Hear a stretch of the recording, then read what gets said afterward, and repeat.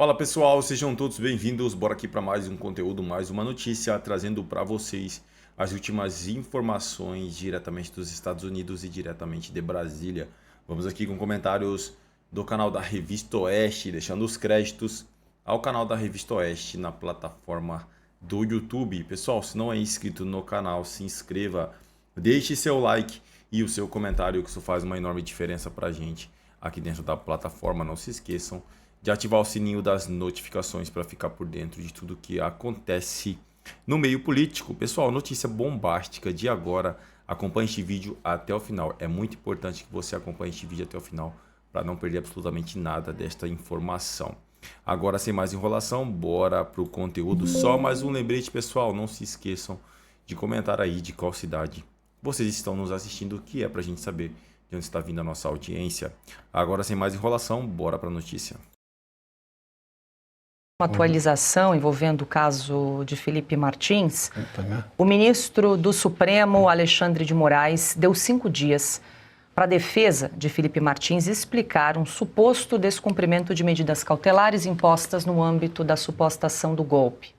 Segundo Moraes, houve um movimento sem sinal de GPS na tornozeleira eletrônica de Martins entre as 17h50 e 18h53 do dia 23 de outubro, um intervalo de pouco mais de uma hora. O ministro determinou, então, que os advogados apresentem esclarecimentos em até 5 dias, sob pena de prisão imediata. A decisão foi publicada após as alegações finais da Procuradoria-Geral da República e das defesas dos réus, entre eles o ex-diretor da Polícia Rodoviária Federal, Silvinei Vasques. Ontem também a Procuradoria-Geral da República defendeu a abertura de uma investigação sobre os registros de entrada de Felipe Martins nos Estados Unidos, apontando divergências em sistemas oficiais. A defesa, no entanto, diz que o ex-assessor não viajou ao país e que o caso segue sob apuração federal nos Estados Unidos. Bom, a gente recebe no Sem Filtro para falar sobre essa decisão do ministro Moraes. A gente conversa agora com um dos advogados do Felipe Martins, o doutor Ricardo Schaefer. Muito boa noite, doutor Ricardo. Seja bem-vindo mais uma vez em Oeste Sem Filtro. Acho que tem 2 pontos, né? Primeiro, essa alegação de descumprimento de medida cautelar por parte do Felipe Martins e também essa abertura de uma investigação por parte aí da Procuradoria-Geral da República. Mas eu queria focar, doutor Schaefer, nessa questão da alegação de um suposto descumprimento da cautelar no caso uso da tornozeleira eletrônica. Segundo o ministro Alexandre de Moraes, ela teria ficado sem sinal por volta ali de 1 hora na semana passada. Eu gostaria de ouvi-lo para entender o que se passou, o que realmente aconteceu. Boa noite. Muito boa noite a todos. Eu agradeço mais uma vez a oportunidade de estar aqui na Oeste conversando com vocês e com toda a audiência da Oeste. Aqui para nós é muito tranquilo, porque para quem está mais acostumado com o direito criminal aqui no Brasil, nós estamos mais do que acostumados com falhas no sinal, né, para aqueles que têm que usar a tornozeleira eletrônica. É algo que é pontual. Apesar do ministro ele ter colocado ali que houve 1 hora, né, de ausência de sinal, talvez o ministro ele desconheça o funcionamento, né, do equipamento, como funciona o sistema, tanto é que o próprio laudo encaminhado diariamente, né, até o ministro, pela central de monitoramento do DEPEN, aqui do Paraná, ele explica que na verdade, o que houve, né, foi a demora de 2 minutos entre o sinal que o Felipe ele recebeu, que é um alarme sonoro na tornozeleira, até que ele fosse até a janela do apartamento, para que ele pudesse ficar numa área mais aberta, mais próxima, que houvesse sinal de celular, e o sinal ele pudesse retornar. Então, o sinal ele ficou fraco por o período de 1 hora. Quando passou desse período de 1 hora com sinal fraco, a tornozeleira ela apita, né? Então ela pede para que você vá até um local mais aberto, que foi exatamente o que ele fez, que demorou 2 minutos, ou seja, entre o Felipe ele sair do seu quarto, que provavelmente onde ele estava, até ele ir até a frente do apartamento, que é próximo à rua, e como ele tem feito isso várias e várias vezes, é uma falha que é técnica, é uma questão de infraestrutura e de geografia também. O próprio juiz aqui da comarca aqui de Ponta Grossa, que mandava os relatórios, ele mesmo já tinha recebido essa explicação do DEPEN e as acatou, porque o relevo aqui da nossa cidade, ele é muito acidentado, o centro, ali onde Felipe mora, é cheio de prédios ali, então atrapalha o sinal da tornozeleira, e isso absolutamente não é uma violação, então somente, tanto é que a gente muito provavelmente vai responder ainda essa manifestação do ministro ainda hoje, né? E a gente vai focar no que realmente interessa, né? Que é o fato de tanto da PF e da PGR tentarem esconder aquilo que é mais importante, que é justamente essa fraude lá nos Estados Unidos, da qual o Felipe foi vítima e que hoje eles tentam inverter, mas a gente pode falar isso um pouco mais adiante. Perfeito, doutor Ricardo. Então, só para fechar essa questão, essa oscilação de sinal já aconteceu em outras oportunidades em relação à tornozeleira, no caso do Felipe? Já, absolutamente, porque é perfeitamente normal, comum, inclusive, para colocar o equipamento, né? Ele recebeu uma cartilha ali com telefone, com 0800 e tudo mais, explicando como é o funcionamento, o aviso que dá quando a bateria está fraca, o aviso que ele dá quando há essas falhas de sinal. Então, só que, veja, a falha de sinal... Meu trabalho é fácil porque eu uso o Clique. É assim que eu acompanho todos. Quando o Felipe ele estava saindo, vocês acompanharam aqui na Oeste que o Felipe ele ficou mais de 8 horas no presídio com alvará de soltura sem poder sair, porque foi exigido que ele colocasse a tornozeleira, e mesmo assim não foi possível, porque ele, lá, ali no presídio, o sinal estava fraco, né? E não havia para onde ir, né? Que sem sair, obviamente, da unidade, que desse sinal. Por isso, assim como todos os procedimentos padrões, ele assinou um termo e depois ele foi lá e fez a colocação. Tanto é que, se você olhar o laudo, né, que foi enviado, o próprio DEPEN, que cuida disso, ele fala que não houve violação. Então, essa notícia ela precisa ser corrigida, porque, apesar do ministro Alexandre de Moraes chamar de violação, tecnicamente é impreciso, assim como várias coisas são imprecisas, para dizer o mínimo, nas decisões do ministro. Doutor Ricardo, vou incluir meus parceiros de bancada também nessa conversa. Vou chamar a Ana e já aproveito para agradecer ela que fez a intermediação, né? O convite para tê-lo conosco nessa noite. E a Ana, claro, acompanha muito de perto o caso do Felipe Martins. Diga, Ana.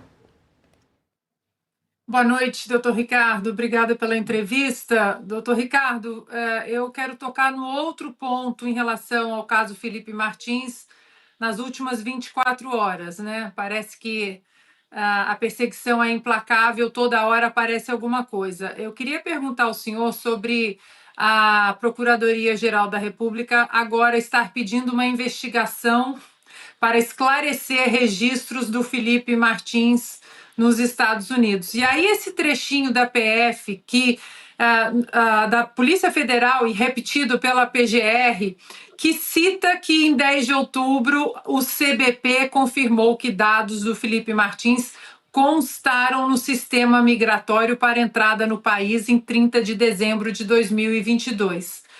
Doutor Ricardo, o senhor sabe que eu tenho acesso à comunicação do CBP e à defesa do Felipe Martins aqui nos Estados Unidos, e isso é um dado falso, não é nenhum dado distorcido ou que falta contexto.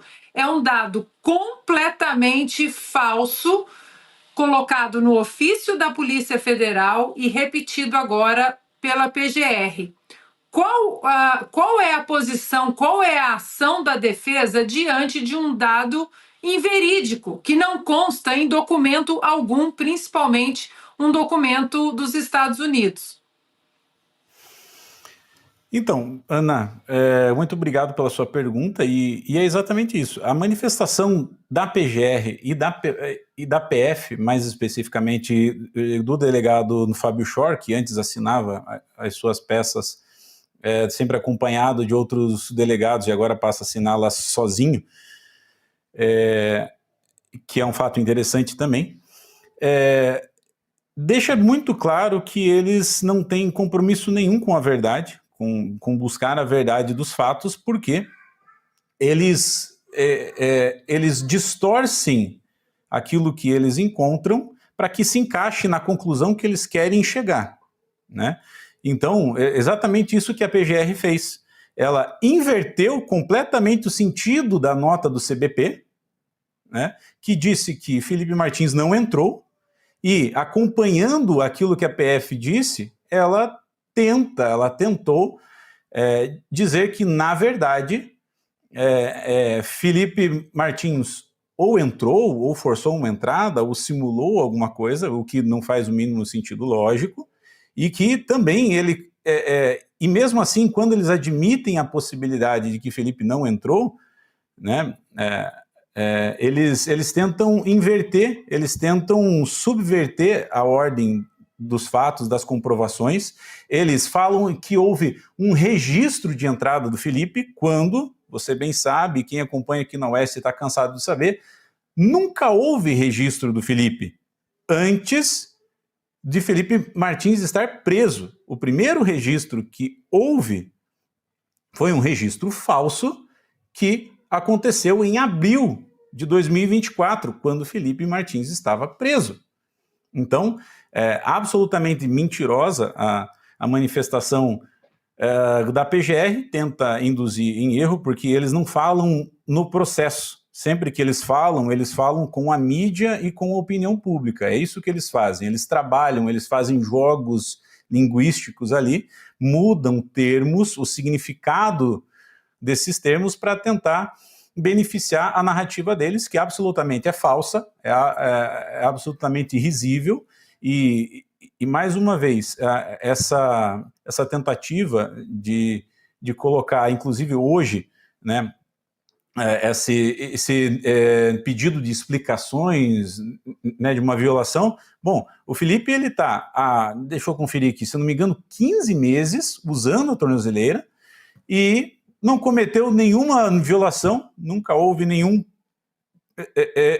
problema, mas agora eles vêm justamente dando 5 dias para que a gente responda. Ele que gosta tanto de dar 24 horas, 48 horas, ele deu 5 dias, que por acaso coincide com o prazo que nós temos para responder essas absurdidades do Fábio Schor e do PGR, pedindo essa investigação de quem foi vítima de uma fraude, né? O que está acontecendo aqui é o que há de previsto no artigo 14A da lei de abuso de autoridade, que é você culpar a vítima.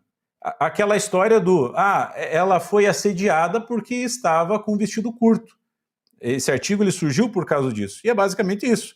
O que a autoridade que está investigando esse caso, que deveria se preocupar com a verdade dos fatos, não, ele culpa a vítima da fraude, né? Então, é algo completamente absurdo, e nós sabemos que toda essa movimentação é porque eles sabem que, sim, as investigações nos Estados Unidos estão muito avançadas e quem tiver que ser responsabilizado será.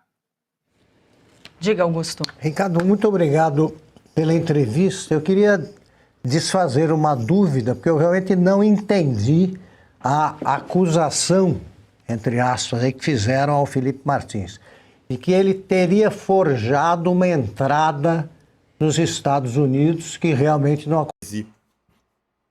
Das 24 em disputa, a Argentina amanheceu nesta segunda-feira com um novo equilíbrio de forças em seu sistema político. O partido La Liberdade Avança, liderado pelo presidente Javier Milei, conquistou 64 das 127 cadeiras em disputa na Câmara dos Deputados e 14 das 24 cadeiras no Senado, assegurando uma base legislativa sólida e ampliando seu poder de governabilidade. O resultado é um feito inédito para um governo em meio de mandato. A coalizão liberal ultrapassou 40% dos votos nacionais, superando todas as previsões das pesquisas eleitorais e derrotando amplamente a aliança peronista União por la Pátria, que obteve cerca de 44 cadeiras na Câmara e perdeu espaço em províncias-chave. No Senado, o peronismo conquistou aproximadamente 10 assentos, o que turbina a maioria da direita também na Câmara Alta, antes dominada por setores ligados ao kirchnerismo. Em províncias tradicionalmente controladas pela esquerda, como Buenos Aires, Milei reverteu desvantagens históricas e saiu vencedor depois de ter sido derrotado por 14 pontos em uma eleição regional há menos de 2 meses. O partido também obteve vitórias acachapantes em Córdoba, Santa Fé e Mendonça, consolidando presenças nas regiões mais populosas e produtivas do país. O comparecimento às urnas chegou a 67% sob forte mobilização popular em torno das pautas econômicas e institucionais defendidas pelo governo. A imprensa argentina já nomeia o resultado como um terremoto político, apontando que Milei agora possui força legislativa suficiente para avançar com reformas estruturais há muito bloqueadas pelo Congresso. É isso aí, pessoal. Agradeço a vocês pela companhia. Se não é inscrito no canal, se inscreva, deixe seu like e o seu comentário.